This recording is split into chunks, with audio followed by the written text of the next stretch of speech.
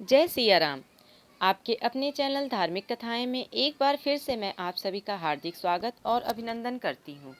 प्राचीन शास्त्रों के अनुसार सर्वशक्तिमान ईश्वर के समक्ष मृत पूर्वजों को प्रसन्न करना बहुत महत्वपूर्ण है। जिन लोगों की कुंडली में पितृदोष हो, संतान सुख की कमी हो या राहु नवम भाग में नीच का हो, तो उन्हें मार्गशीर्ष मास की अमावस्या का व्रत अवश्य करना चाहिए। तो आज की अपनी इस वीडियो के माध्यम से मैं आप लोगों को मार्गशीर्ष अमावस्या के व्रत और उस दिन पूजन की विधि और पूजन का शुभ मुहूर्त तथा उस दिन पितरों को प्रसन्न करने के लिए किस प्रकार से उनका पूजन करना चाहिए, उनकी शांति करनी चाहिए और इस दिन क्या विशेष उपाय करने से पितरों को प्रसन्न किया जा सकता है, इस बात का भी वर्णन करूंगी। तो वीडियो को पूरा देखें। वीडियो यदि पसंद आए तो कृपया लाइक करें और मेरे चैनल को सब्सक्राइब करें। साथ ही बेल आइकन को भी प्रेस कर दें ताकि मेरी वीडियोस के नोटिफिकेशन आप सभी को मिलते रहें। और साथ ही इस वीडियो को शेयर करना भी ना भूलें। वैदिक काल से मार्गशीर्ष माह का विशेष महत्व रहा है। प्राचीन समय में मार्गशीर्ष मास में ही नववर्ष का प्रारंभ माना जाता था। इगहन का महीना जो अत्यधिक धार्मिक और आध्यात्मिक महत्व रखता है, यह भगवान श्री कृष्ण को समर्पित है। मार्गशीर्ष अमावस्या प्रबल भक्ति और श्रद्धा का दिन है। इस दिन भक्त भगवान श्री कृष्ण की पूजा करने के अलावा पितरों का सम्मान करते हैं। ऐसा माना जाता है कि मृत पूर्वजों को सम्मान देने से सभी दोष दूर हो जाते हैं और आपके परिवार के लिए आनंदमय जीवन का आश्वासन मिलता है।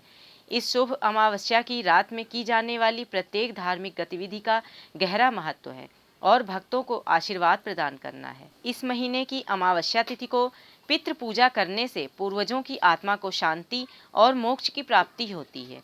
जो लोग भी श्राद्ध पक्ष में पितरों की शांति करने में सक्षम नहीं थे, वे इस महीने की अमावस्या तिथि को मृत पूर्वजों की मुक्ति के लिए तर्पण कर सकते हैं। प्राचीन शास्त्रों के अनुसार सर्वशक्तिमान ईश्वर के समक्ष मृत पूर्वजों को प्रसन्न करना बहुत महत्वपूर्ण है।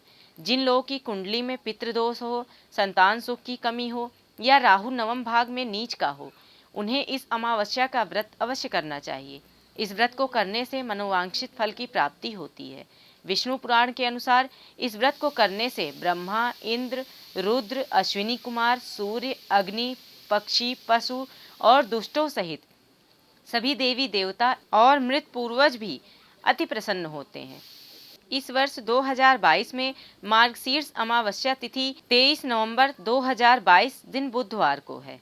23 नवंबर को अमावस्या तिथि का प्रारंभ प्रातःकाल 6:56 से 24 नवंबर को प्रातःकाल 4:29 तक रहेगा। 23 नवंबर अमावस्या के दिन स्नान दान का शुभ मुहूर्त प्रातःकाल 6:56 से लेकर 8:01 तक रहेगा।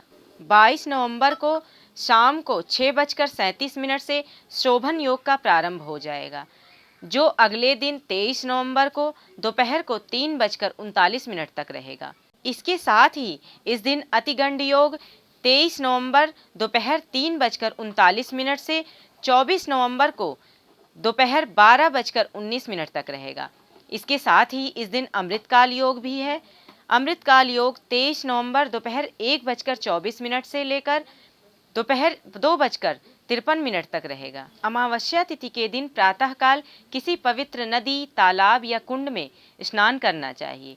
यदि किसी नदी में स्नान नहीं कर सकते तो घर के जल में ही गंगा जल मिलाकर स्नान अवश्य करें। यदि आप नदी या तालाब में स्नान कर रहे हैं तो स्नान करते समय ही आप सूर्य देव को अर्घ्य दें और स्नान के बाद बहते हुए जल में तिल प्रवाहित करें व गायत्री मंत्र का पाठ करें। और यदि आप घर में स्नान कर रहे हैं तो नहाने के पश्चात आप सूर्य देव को अर्घ्य दें और घर की छत पर या घर के बाहर जिस प्रकार से आप या तर्पण करते हैं, ठीक उसी प्रकार से आप दक्षिण दिशा की ओर मुख करके अपने पितरों का तर्पण करें। तर्पण करने के लिए सर्वप्रथम देवों का तर्पण करते हैं। देवों का तर्पण करने के लिए आपको कुश, अक्षत, जौ और काला तिल का उपयोग करना है। पूर्व दिशा की ओर मुख करके कुश और अक्षत से देवताओं का तर्पण करें।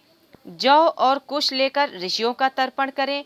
फिर उत्तर दिशा में अपना मुख करके जौ और कुश से मानव का तर्पण करें। सबसे अंत में दक्षिण दिशा की ओर मुख करके काले तिल, सफ़ेद पुष्प और कुश से पितरों का तर्पण करें। इस दिन तर्पण का विशेष महत्व है, इसलिए आपको देवताओं, ऋषियों, मानवों और पितरों का तर्पण अवश्य करना चाहिए और उनके मोक्ष की कामना भी करनी चाहिए, क्योंकि जब पितर प्रसन्न होते हैं तो वे अपने वंश को सुख, समृद्धि, संतान सुख आदि का आशीर्वाद देते हैं। तर्पण के साथ साथ भगवान विष्णु या भगवान शिव का पूजन भी इस दिन अवश्य करें और यदि व्रत रख सकते हैं तो व्रत भी अवश्य रखें और इस दिन यदि संभव हो तो किसी ब्राह्मण को भोजन कराएं, उन्हें दान दक्षिणा दें, उन्हें वस्त्रादि का दान करें और उनके पैर छूकर उनको प्रणाम करके उनका आशीर्वाद अवश्य लें। यदि आप ये सारे कार्य नहीं कर सकते, पितृतर्पण, ब्राह्मणों को भोजन, ब्राह्मणों को